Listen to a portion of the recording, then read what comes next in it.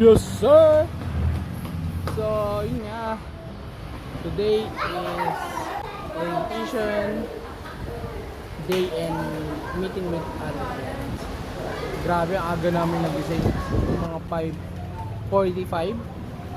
Grabe, ang aga nagising nila. So, sabi ko nga, matulog muna tayo maaga pa. Wala, gusto nang gumising. Dahil nga, grabe.